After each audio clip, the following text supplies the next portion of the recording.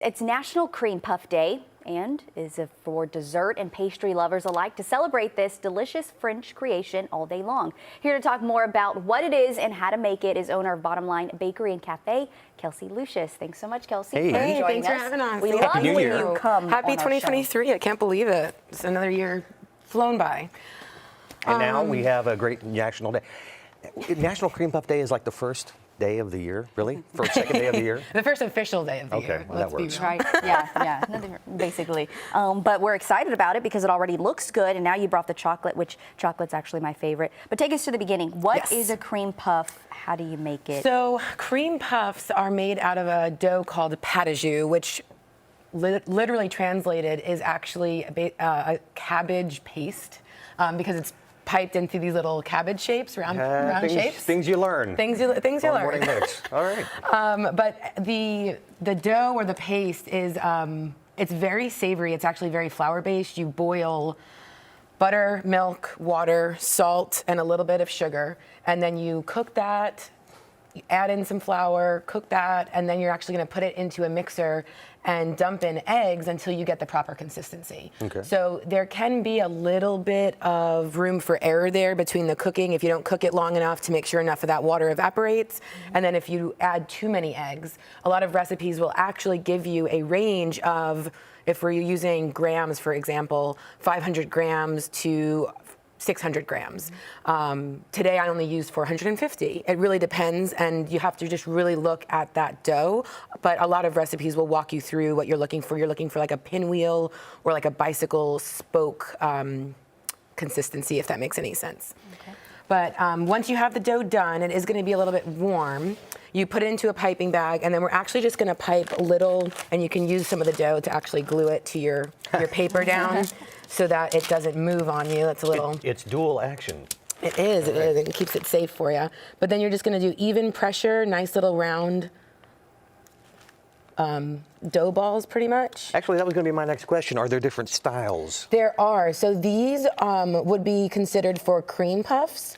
They're also called profiteroles, and profiteroles is actually a French-style dessert that you cut open and you fill with ice cream.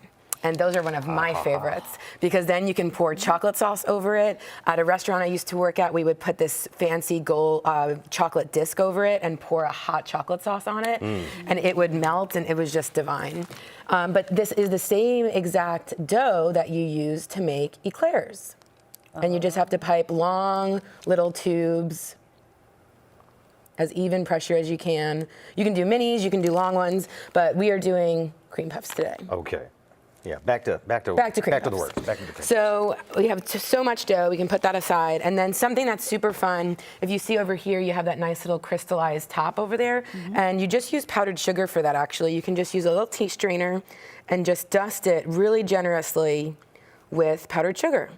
And it'll get you, it's called a cracklin, and it gets you that beautiful cracklin sugar topping for an extra crunch. Pâte à jus is typically very soft, but it is supposed to be hollow once it's baked. So adding that little sugar topping kind of helps with a little extra sweetness. Now, we know that some of you have resolutions that saying get healthy and eat well. It's okay.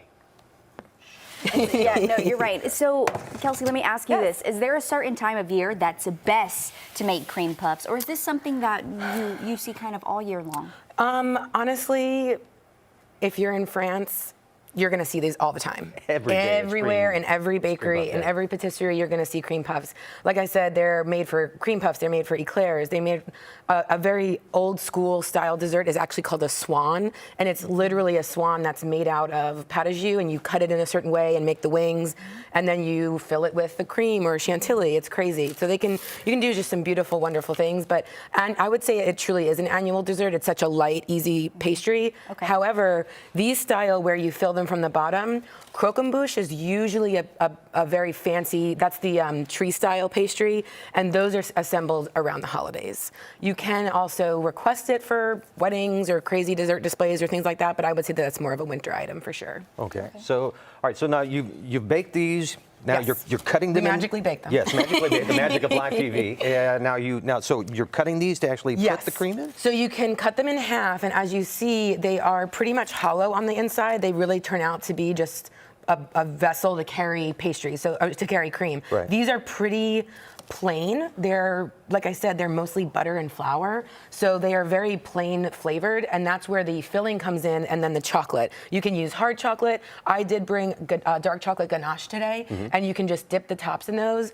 So if you are making these at home, you can pop them on the bottom with just a little paring knife. I popped a little hole there. Yeah.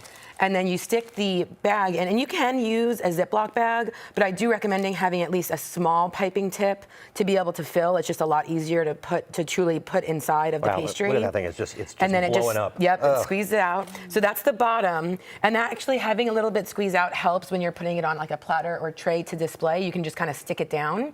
But what we're going to do first is we're actually just going to dip it, because I personally am a huge chocolate lover as well. And then you can see that it's almost like a mini eclair, but cream puffs, chocolate cream puffs. And the best part about these is you can fill them with honestly anything. Classically, it's going to be a vanilla pastry cream, or this is whipped cream, or chantilly is the French word for that.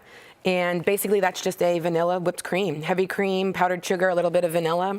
Whip that either in a stand mixer or by hand, and you have a beautiful dessert. Wow.